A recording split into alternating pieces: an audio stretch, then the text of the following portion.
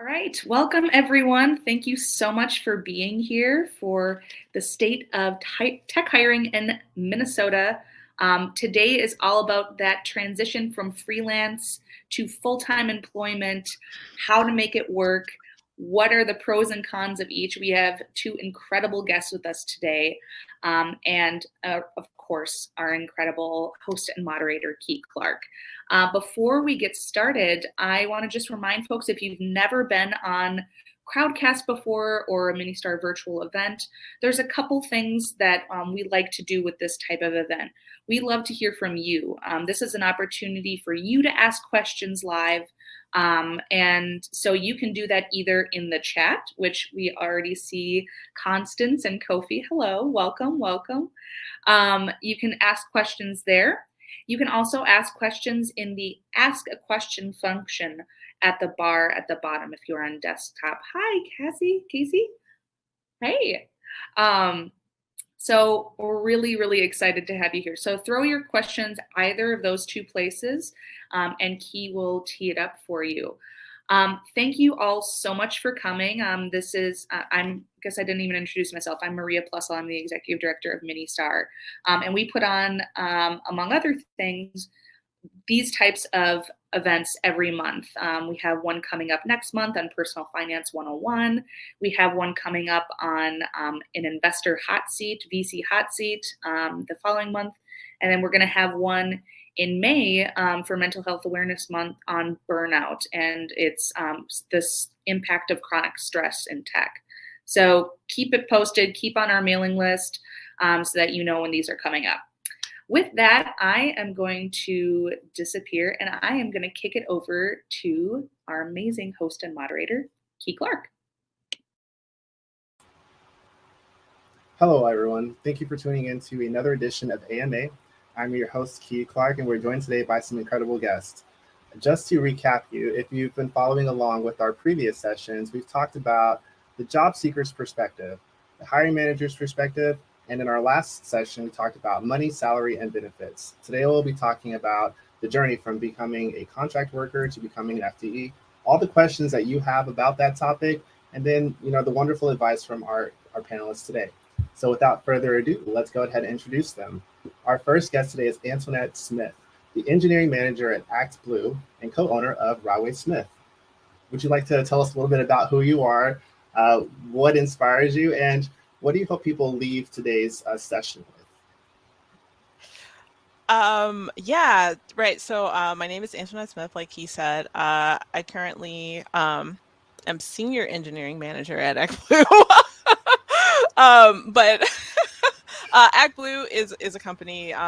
You've probably, if you donate to Democratic candidates, you've probably donated via ActBlue. Rahway Smith is a company where it's actually 3 of us that own it right now, and we do software consulting and development. What inspires me right now? I don't know. I mean, honestly, I think planning out 1-week vacations every quarter is what's keeping me going.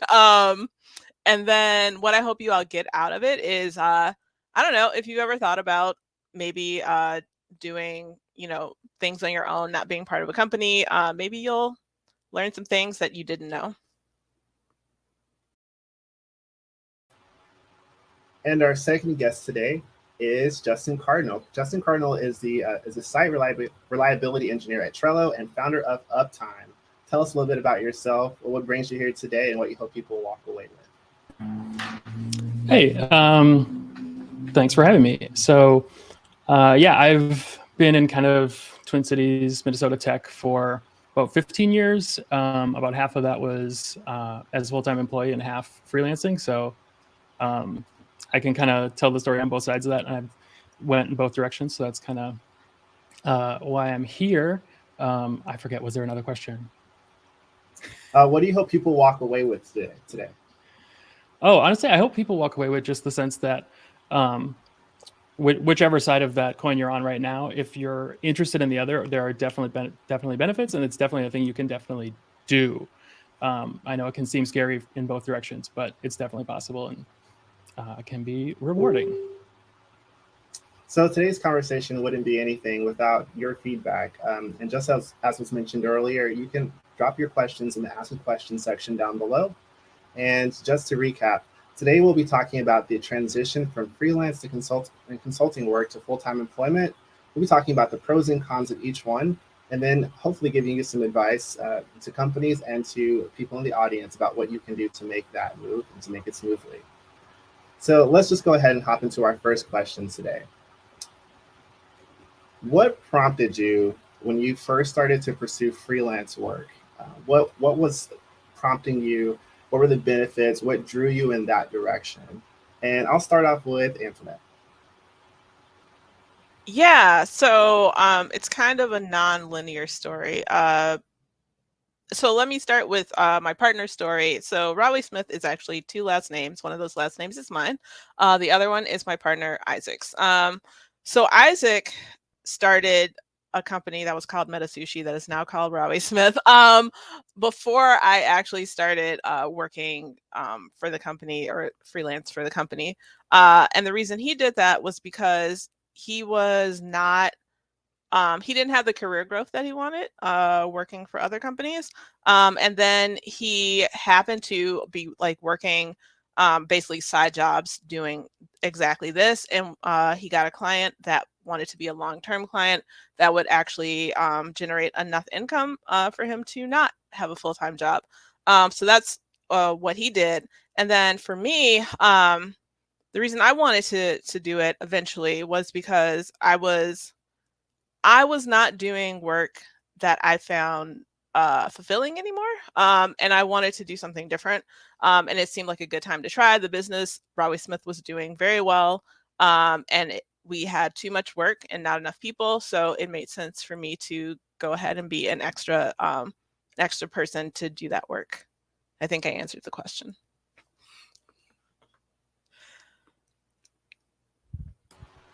And it sounds to me a little bit like this was more of a mid-career, or you had, gotten into your career a little bit before making that transition. Is that correct? Yeah. I had worked at, a few places in the Twin Cities for sure. And I mean, I guess like another factor is that there were things that I wanted in companies that I was also not getting. And so that was another factor and kind of wanted to do my own thing. Justin, can you relate to this story? How did you get into freelancing, and what role did it play in your career? Yeah, I think it's definitely relatable in the sense of kind of seeking opportunity. For myself, it was a couple different overlapping issues that drove me to start freelancing. I had been in like an internal IT position for about 7 years at a small business here in Minnesota. And I think I'd hit a plateau on what I was able to accomplish there. And at the time it was, the cliche was, if it uses electricity, Justin's responsible for making it work. And that was a great way to like learn and start my career. But at some point I decided I didn't like fixing printers, and I thought managing server infrastructure was interesting. So kind of like looking for that opportunity to specialize a little bit. And then at the same time, I had joined a co-working space where I was meeting a lot of people in the tech community in the Twin Cities, and kind of just was seeing that opportunity. I was surrounded by people who were largely small business and freelance folks. And people started saying, hey, this is an opportunity for you. There's work to be done, and we think you'd be good for it. So it was just kind of, the appeal seemed simple, right? It's like you're in control of you get to make your own decisions, and you're kind of in control of your destiny. You get to choose what projects and what clients you want to work with. And that all sounded exciting. And then admittedly at the time, it was also a financial driver. There was definitely more money to be made at that time for me freelancing than I was making at my previous position. Just to kind of follow up, I know that there are people in the audience who are at different levels of their career, some starting out, some more seasoned and veteran. Antoinette, so you're an engineering manager, senior engineering manager, let me get that correct. Now, so that means you're in a position to sort of hire and think about, the pool of talent that you work with. What role do you think contractors play in team dynamics versus people who are full-time employees? Like, what's the difference from like the business perspective? Yeah. So last year we had a project at my company where we didn't have the skill set necessary to complete it. So we ended up actually getting some contract workers to work with it on us, and also like pair with some of my engineers on like getting that done so that they could also be learning at the same time. So for me in this case, having contractors was about getting expertise that we didn't have. I think the other thing that can happen is sometimes there are a lot of goals maybe you want to achieve, but you don't have the head count for it. And that's another time when contractors can be really useful. I'll start with you this time, Justin. Similar to Antoinette, both of you have stories about transitioning mid-career, sort of back and forth between these two categories. Was it smooth sailing when she started freelancing, or were there some difficulties that you didn't expect to experience along the way? There were definitely difficulties. I was pretty fortunate. Like I will say, it overall the transition went well, but you do need to be decisive, which is something I'm sometimes not, and so it was challenging for me in that way, because like you have a lot of control, right? But you also you have a responsibility to like make every decision about what the company is going to do, what the business is going to do, and so I think there was some growing pains for me there. I think we're going to talk about setting rates at some point. That was a major challenge of getting that right and kind of learning the consequences of setting too high and too low. So yeah, there was definitely some kind of things to learn in the first year. It never stops, I guess, but especially the first year, those were some challenges for me. I think, like myself, a lot of people, when we think about doing contract work or freelance work, we think about large consulting firms, like the ones that we have here in the Twin Cities, for example. What are some of the key differences between working for yourself as your own business owner versus working for a consulting firm? And have you had, either experience? Antoinette? Yeah, that's an interesting question. I mean, I think working for like a larger consulting group means you don't necessarily have like, you're probably not responsible for sales, which you are definitely responsible for when it is your business. I think there's also, I mean, there's other things that you have to consider, like healthcare. What are you doing about saving for retirement? There's just a lot of things that you have to take care of that are not the fun things, but the necessary things for your future. And Justin, have you worked for any consulting firms, and can you compare the experiences? So my experience there is a little bit more detached in that I was never employed by a consulting firm, but I did subcontract a couple times while I was on my own. So I think the main experience there for me is those firms had large contracts that they needed headcount for. So those were like larger, more stable contracts for me as an individual on my own. And kind of what Antoinette was saying, I didn't have as much to manage in those relationships. They knew what they needed. They knew how to get it done. They just needed headcount. And so they brought me in. So those were kind of simpler relationships, but also I didn't have as much maybe creative control. I wasn't really guiding the work. I was just executing. So this session is a comparison between being a contractor freelancer and being a full-time employee. I think one of the big questions the room's probably waiting to hear is whether or not the grass is greener on the other side. Just based on everything you've told us and your experiences, how would you compare being a full-time employee versus being a contractor or a freelancer? Antoinette? I mean, I think the grass is always greener based on what side you're on, right? So I would say, like the cool thing about contracting is that you get a variety of work. You get a variety of experiences. The But on the flip side, I mean, there's also experiences that maybe you don't want to have. Like part of what got me back to not doing freelancing was that there were some projects that I really didn't want to do. And there was an opportunity that came for a company that I really wanted to work for, and so I went for it. Let's see what else is different. I think, one of the things I also liked about consulting was not being too involved in company politics. I definitely found company politics to be very exhausting. But I would say now, as a more mature person, I find it a little easier to navigate. So.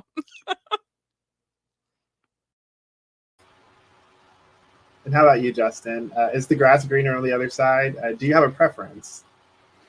I think I would kind of mirror Antoinette's answer in that it is greener on the other side both times. For me, I'm kind of I feel like I've had a slow pendulum swing. When I moved to freelancing, I was amazed at all of the benefits that I found being a freelancer. And now that I've decided to be a full-time employee and I've come back to that, I'm appreciating the benefits of being a full-time employee again. Right now, like kind of a simple, silly one is like, I don't kind of what Antoinette mentioned about not doing sales. I don't think about where the money comes from. And that's, a real stressor, especially if you're experiencing lean times. When you're on your own, that's pretty stressful and, stays with you all day, every day. You don't check out at 5 o'clock and stop worrying about the money. But at this job, I have a team. And the company has people whose job it is to figure out where the money comes from. And so I mostly just get to focus on being a good engineer. So right now I'm really appreciating that. But when I was on my own, I loved the fact that I got to drive the business, decide what we were going to do. And silly thing, like I think I've maybe seen someone mention benefits. Being on my own, I got to decide what benefits was the company going to provide me. And there was kind of this split brain kind of experience I had where I was like, well, companies give these benefits. Why do they do that? And for me, I'm like, well, why would I do that? This is just my money either way. But there was kind of some psychology there of I like this job because the company does these nice things for me. And so I could choose benefits that I really appreciated and give myself those benefits as my solo company. So yeah, there's definitely benefits on both sides. I don't think I have a favorite. I just would say right now my favorite is being full-time because that's where I am on my pendulum swing. And just for the people in the audience, and also for myself, out of curiosity, do contractors and freelancers get paid more money or less money? That's something that I've heard, different answers for, but let's ask the experts. Antoinette. I mean, that is a really interesting question. I mean, like one of the things Justin alluded to earlier was about setting rates. So trying to set a rate that gives you enough money to not only like live from week to week, but also like take a vacation, also like have benefits, also like pay your taxes. It's a lot to think about. And it's really hard when, especially like at times where you don't have a lot of work and where you're very worried. It's very stressful to think about like what would the rate need to be for me to actually get this next project versus what is the rate that I need to actually like prepare myself or have a foundation for the life that I want. I don't even remember the question anymore. Can you remind me?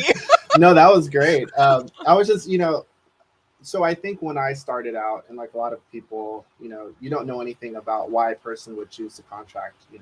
As a beginner, you kind of either get your first opportunity as a full-time opportunity or as a contractor, and that's kind of the case for some people for quite a while. I guess the question for me was, does the compensation different?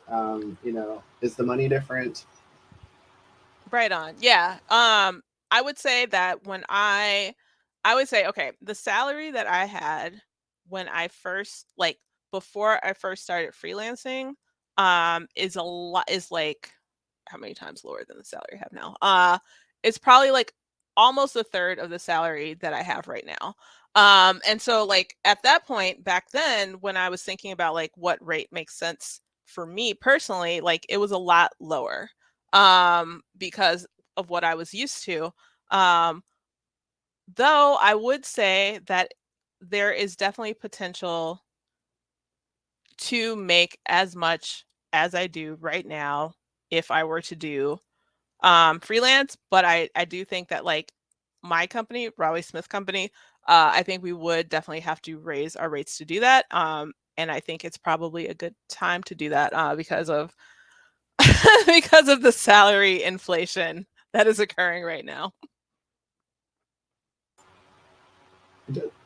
Justin, I wanted to give you a chance to chime in. I know that Antoinette's already spilled so many juicy details. What do you think?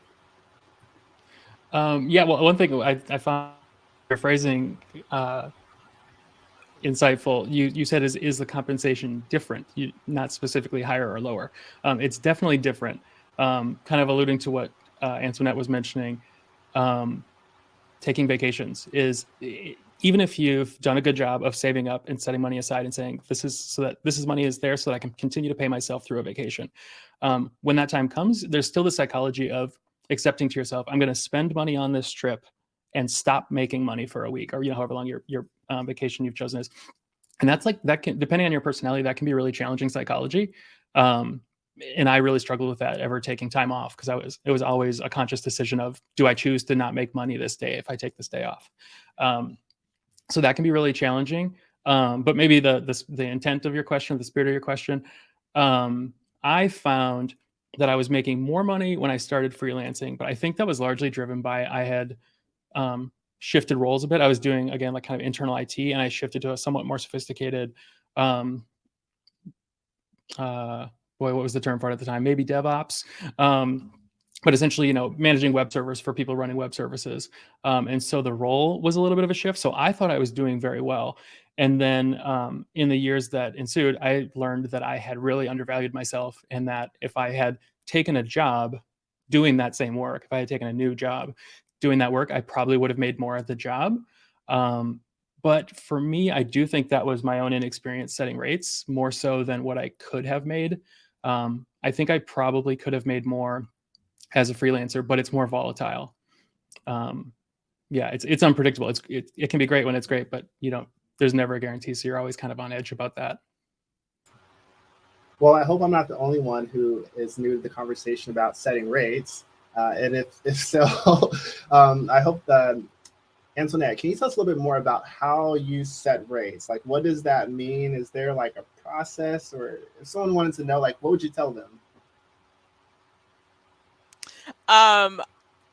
This will not be the best advice that you get. So I would say the way that we set our rates initially was based on basically my partner had worked at a place that did kind of the same thing that we do.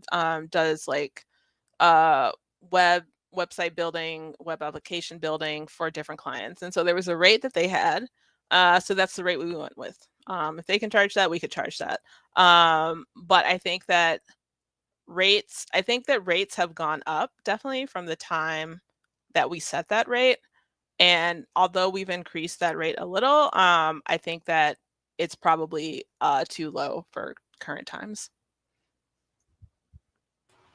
And I take it that those numbers probably start out with knowing what your cost of living is and something like that, right? I mean, ideally, right? Ideally, that would be the case. I would say, like, just, a rough estimate, like if you were to work 40 hours a week times our rate times, the number of weeks in a year, the number seemed to make sense. But were we considering everything? I don't think so. Like, were we considering saving for retirement? Were we considering paying for healthcare? I don't think we were. Yeah, healthcare and retirement are very expensive things to miss. Justin, what's your experience like with setting rates? Do you have any tips, tricks, or tools that help you in that process? Yeah. Well, first I'll say same as Antoinette. I definitely in the earliest years I was not setting enough aside for all those things. Also, kind of to Antoinette's point, maybe not the best advice you'll get, because Key, it sounds like you're actually taking a better approach than I did, which is thinking about what you need to make and why. And I really came at it from the opposite direction, which was, again, I was at this co-working space, so I had developed a little bit of community, and I had the good fortune to just ask people what they were charging because I knew other folks. So I asked folks what they were charging, and then shame on me, I basically discounted those numbers by 20% because I lacked confidence at the time, and said, okay, if they can charge that, I should be able to charge about this 20% less, and people will give me a shot. And so that's how I started. And then my first client, I charged that rate for 2 years. And after 2 years, I sent an email that made me very uncomfortable. And I said I was raising the rate by 50%. I gave them a window of time that I was going to continue charging them the old rate. And I gave some rationale for why I thought that was still going to be a good value to them. And I was very stressed about that email. And they came back to me within a half hour and said, that sounds completely fair. So that's, I guess there's a lesson in there of the numbers are going to seem high and scary. At least I charge that rate. That's a lot of money. But when you factor in all these things like your retirement, like your vacation, your taxes and all.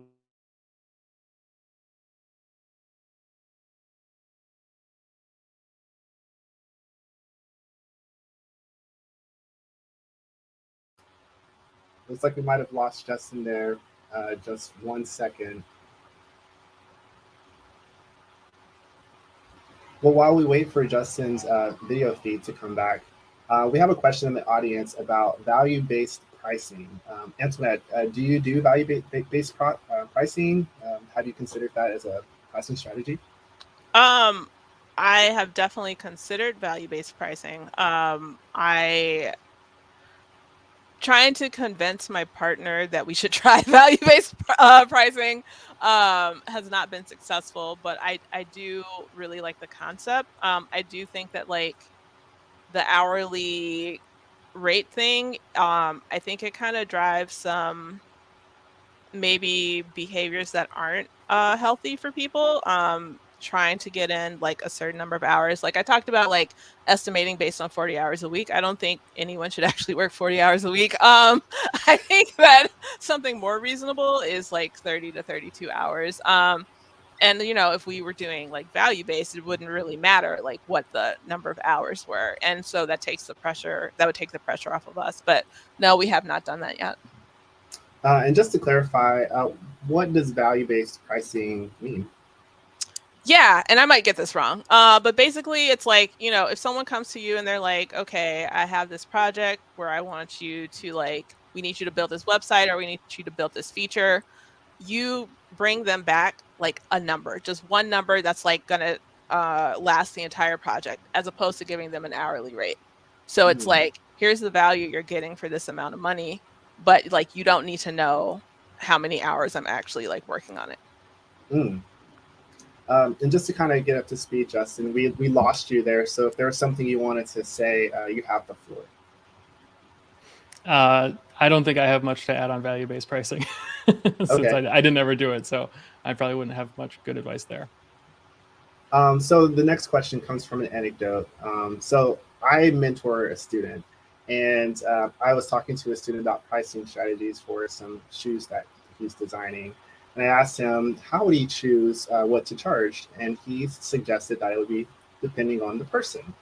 To kind of translate that to what we're talking about here, are your prices variable based on the project or the company that you're working for, or do they stay fairly consistent regardless of who you're doing the work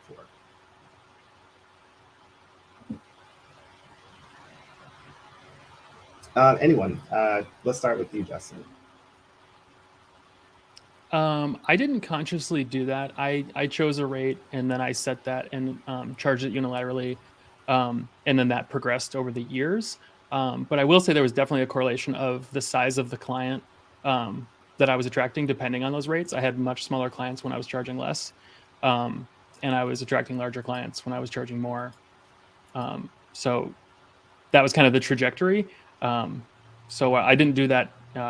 I didn't actively charge different rates for different clients. It was the larger clients who could afford to pay more. Antoinette, did you want to follow up? Yeah, we definitely did not have different rates for different clients, although we did have like a client that would buy a certain number of blocks, like ahead of time, blocks of hours ahead of time. And then we would give them like a rate discount because they're paying so much ahead of time. And then I just wanted to comment on like Chase's definition of value-based pricing, which was definitely not what I was talking about. And it's definitely not what I read about the concept. So as far as like being based on what the market is willing to pay, you know, I mean, like it's kind of a question of how do you get that market data? Like Justin went around and asked people, and like the only thing I can go on is either asking people or like trying numbers and seeing what happens. Mm. Have either of you ever gotten any feedback, like pushback against the rates that you offered? And if so, how did you deal with that pushback? I'll jump in on this first because I think it's might be the opposite of what a person would expect if they haven't been through this. The less I charged, the more my clients wanted to negotiate discounts and lower prices. And is it really going to take you that many hours to accomplish this project? When my rate went up, I got a lot more trust. People assumed that I knew what I was doing and that I had the expertise. And if I said something was going to take 20 hours, that's a reasonable amount of time to take on it. So yeah, when I got pushback was mostly the lower rate I was charging, the more pushback I got. I love Yeah, it. that is 100% true. Sorry.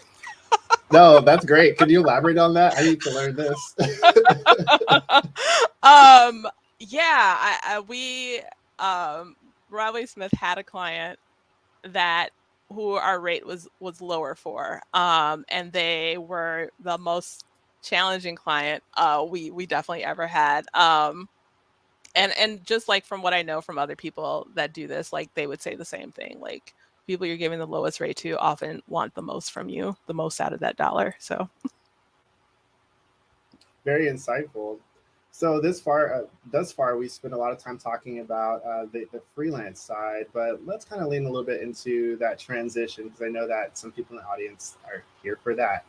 Um, Antoinette, what do you think are some of the challenges and difficulties that people face when trying to convert from being a contractor to a full-time employee? I mean, I think okay, so I think that if you're going to be a contractor, I think most of the time you've probably worked at other places before. Typically, you're not going to contract until you've had like a little bit of experience at some place. And so, I think as a contractor, the thing that is most challenging in transition is like just getting used to a company's culture. But I also think that's challenging just going from job to job. I think there's a lot of expectations and they change from company to company, and just that transition is always going to be stressful sometimes. And just as a quick follow-up, and then we'll get to you, Justin. From like the hiring perspective, what is the incentive to flip someone's badge from being a contractor to a full-time employee? Is there a benefit for the business? That's an interesting question. I've literally never, like, I'm literally not okay. So the companies I've been at are small enough that I don't have like an actual budget for like any teams that I manage. So like I don't really know. I don't know if there's a monetary benefit. I've heard that it can be cheaper to have a full-time employee, but I'm not really sure. Hmm. Justin, what? I'll follow up on that. I did have a couple clients that seemed to be the case. It felt almost a little bit of as a try before you buy. I was contracting with them. They were happy with the work, and I think they didn't want to pay the contractor rate. They wanted to get a full-time employee. So I did have a couple instances where they were trying to do that. I think they were like, okay, we're happy with the work. Let's convert to full-time and not quite spend such a high hourly rate. So I did have that twice. Yeah, and can you speak to a little bit of the experiences of transitioning to and from full-time to contract? Has there been any friction for you personally? I think one of the bigger challenges for me switching back to full-time was that I had a lot of open-ended relationships with my clients when I was on my own. And so I needed to find a way to start declining work, kind of taper off the projects I was bringing in, and then give a hard cutoff date of when I was no longer available. In some cases for clients who had been relying on me for 5 years. And so that was challenging, just timing that to, because obviously like the job seeking, it can take months to get that squared away and find the right job. So I think that was one of the bigger challenges for me in the transition to full-time, was just trying to figure out that timing, because of course every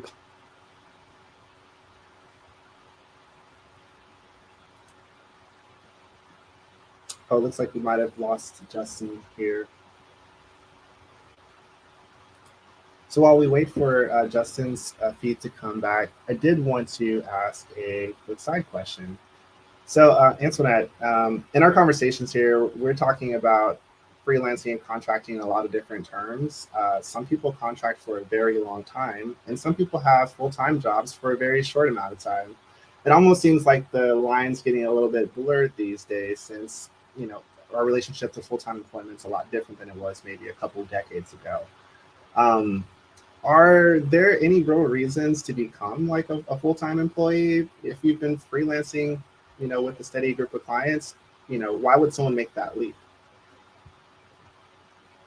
I mean, yeah, okay. So I would say if you have a steady group of clients, maybe it's not beneficial. But I think that if like in cases where you rely on just one client, you'll have a client for a long time, and eventually like something changes. Like the person you used to have a good connection with at the company maybe leaves, and then maybe you don't have a client anymore. So that's really risky. So I think, I don't know. I think I mean, like Scott put in the chat that it's nice to be part of a team. But like with Broadway Smith, we have three people. I am an owner, but I don't do a lot of work. I do like some administrative tasks in my spare time. But it is nice to have like that group of people that you can talk to about like what you're working on. So we still get that. Uh, but let's see. I don't know. I guess like maybe potentially maybe if you were going to work for like one of the really large companies like a Google or like a Netflix or something, potentially like you're going to make a ton of money if you switch over, like a lot more money than maybe you could make. Um, so yeah, I don't know. One of the things I think about with being a full-time employee is that your relationship to the work is probably a lot different too. Hey, Justin, welcome back. We're kind of talking a little bit more about what we were talking about before. I'll ask the next question for you. As a full-time employee, how do your responsibilities change, and how are they different than they were when you were just a contractor? Yeah, this kind of feels like it relates a little bit to Scott's comment in the chat. But I have a team right now. So like there are 8 other people on my team that do similar work to me. And so I'm not solely responsible for anything. If I run into trouble, I can talk to my team and get advice and get help. Whereas when I was freelancing, I was most of the time I was being brought in as the only person who did this thing. The company usually had a need and they didn't have full-time employees doing that work, so they would bring me in. So that could be very stressful because I was solely responsible, and if there was a problem, I had to figure it out no matter what. Whereas now I've got a team to lean on, and that's really nice. And of course, I get to learn from them too. There's kind of when I was on my own, I found that I would only learn things in my own specific way, because like whatever search terms I would use and whatever links I would click through to and trust to like get information from, whatever path I would instinctively follow, those were the things I learned. Those were the ways I learned to solve problems. But having a team, you see people doing things differently, and you can say, oh, that's actually a better way to do that. I like that. So that's been a really kind of nice benefit of having a team around you at a full-time job. Which I guess, to be clear, even when I did work with folks doing the same work, they were each other's coworkers. I was the person who was helping out for a little while, but it was known that I was kind of a temporary situation. So there wasn't quite the same camaraderie there. And kind of like just something that I'm thinking about based on what Justin said. Like, kind of the flip side of that is like, if you are, especially if you're a person at a company and you're not getting, like, maybe you've been there a while, but you're not getting the opportunities you would like to have, I think doing freelance gives you a lot of space to like have different experiences. Like, a lot of times, like, especially like when you're junior and you're new, you're often doing things the way that somebody else has said that you have to do them. And after some time, once you get a little confidence, hopefully your company allows you to like have more responsibilities. But if you're not finding that, freelance is definitely a good way to kind of take more ownership of what you're doing. I love that. So it's not necessarily always a departure. It could be a way to advance your career. I love that. So continuing with talking about being a full-time employee, what would you say are some of the obstacles or challenges or the cons of being a full-time employee? Justin. I think especially if you've been freelancing for a while first, there's definitely loss of control. You don't get to set every priority. You don't get to decide, what's the most important work or how you're going to do that work. Right now, you need to build consensus, which, if you've got the interpersonal skills to do that, that can be a fun, nice challenge in itself. But like, you don't have that sole independence of I'm going to drive the decisions and I'm going to do what I want. You need to kind of, and even if you find a job where you have a lot of autonomy, there are going to be things that the company, the business just needs you to do, and you don't get to say no. Sometimes it's like, well, this is what the company needs your team to do, so it has to happen. Different companies, I think, can be different in how heavy-handed they are with those types of things, how top-down the directives are. But I think no matter how flexible and the company is, how much autonomy they try to give their employees, there will be things that the business needs that are not your priority, that you'll just have to do. So I think that's probably the biggest difference for me, is that I don't have the control over every decision. Sometimes I need to do what someone else thinks is important. One thing that comes to mind is that a lot of times people go into jobs under one premise, and the change of leadership or goals, that premise can change, therefore changing your relationship to the project or the company. And I imagine, correct me if I'm wrong, but I imagine as a freelancer, you have more control over that essential relationship and how it's defined. Antoinette, did you want to comment on any of what Justin said?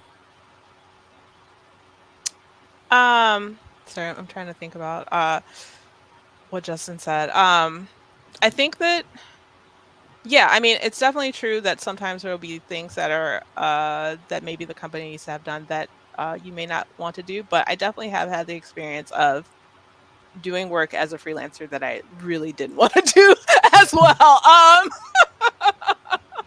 That's fair. Maybe I should mention too. I mean, you will sometimes have to do work you're not excited about as a freelancer, but again, it's kind of a psychological gain. It's a finite relationship, right? You say, well, this is a bad project and it's over in 3 months, and then I don't have to do it anymore. So you always kind of have that end there.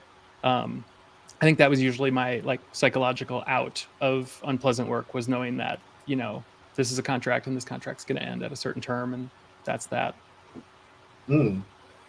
So, we all know that we're living through an ongoing pandemic now. And in the past sessions, we've talked about how the pandemic has influenced and changed our work culture. How has this impacted the freelancing and the contract world? Has it impacted it in any sort of way? Antoinette?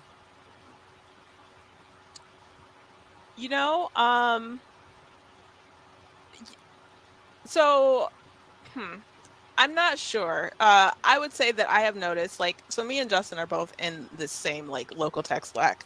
And so Justin and a few other people that had been basically freelancers, a lot of them have moved to full-time employee roles. And I found that super interesting, which is actually why I pitched this topic.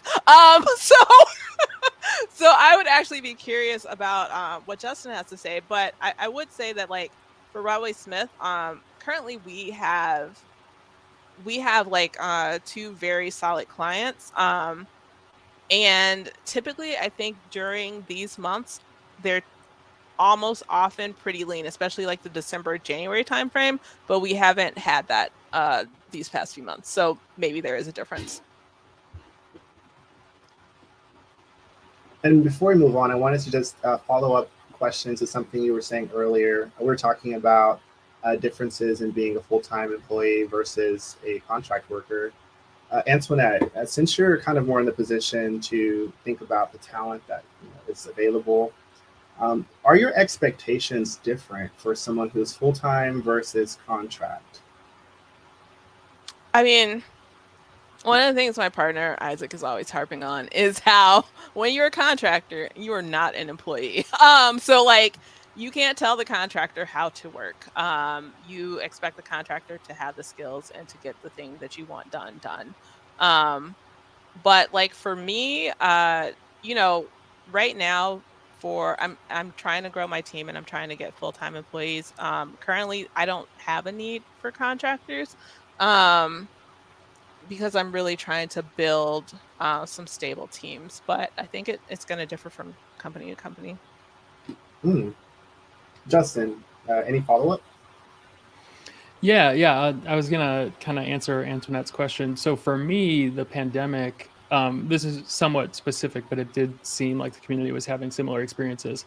Early in the pandemic, I had one major client that this is actually another perhaps fault of mine while freelancing. This one client was probably 80% of my income at that time. And that client was extremely impacted by the pandemic. Their business was really deeply impacted by it. And so that contract was cut short. And so at that time I had to decide, am I going to scramble and find something else to make up for this or what? And at that time, I think probably Antoinette was seeing the same thing. It seemed like a lot of freelancers at that time were discussing, are we all cutting our rates to stay busy because everybody's pulling back? So there was definitely some pullback early in the pandemic. And I think for myself, that kind of gave me the room to think, okay, do I want to move on from this or do I want to tough it out? And when things were that lean, it was easy to say, maybe I should move on and go take a job where the money is predictable. And when you're talking about these discussions being had, where do people have these conversations about, the rates and community expectations and whatnot? Yeah. So for me, originally it was at a co-working space where I was meeting people in person. And then over the years, that's kind of expanded into like local community tech Slacks and stuff like that. A little bit on Twitter too. I feel like once every year or two, I'll see someone pass around an anonymous salary survey, and those can be interesting. But I think those are the main places that I've been kind of tracking what's going on with freelancers and kind of the health of that community. Antoinette, so we're kind of rounding out here. I want to just do some rapid fire questions.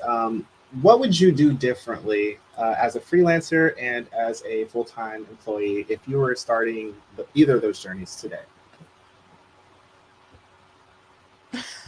That's a big question. Yeah, that is a really big question. Gee. I have to think about this more. Can we go to Justin? Okay. I got distracted by the chat. Can you repeat the question?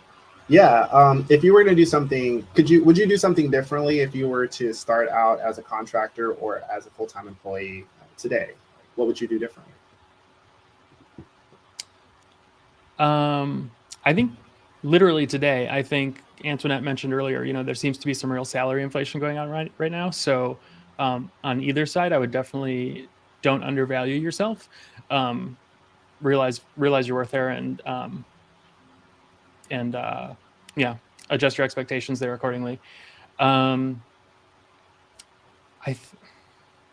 think if I was starting as a freelancer right now, some of the stuff we've touched on would be top of mind. Really focusing on those things like making sure you're charging enough and making enough to set aside for taxes, set aside for retirement, set aside for vacation, and maybe even building some of that structure for yourself in advance to try to overcome the psychology of how hard it is to take a vacation.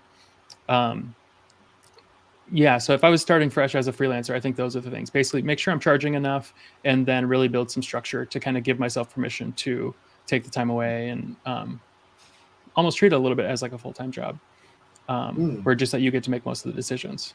If I was starting fresh as a full-time person, yeah, I hate to say it really. I mean, well, the transition to freelance, or excuse me, to full-time, one of the kind of demands was I expected a certain degree of autonomy, right? And I think we've touched on like salaries right now, but also I think it's a competitive market for tech talent. And so dollars isn't the only leverage you have. You can expect more vacation time. You can expect more flexible hours, whatever that might be that's valuable to you. But again, just kind of like recognizing that you kind of have some power in that negotiation right now.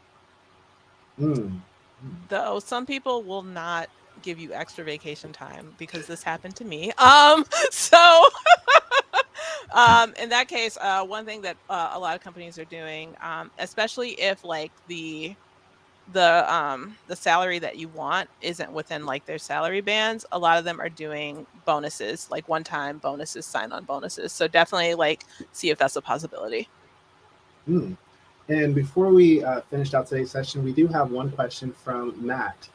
And I'll start with you, Antoinette. What do you miss the most about being a contractor, and what do you not miss?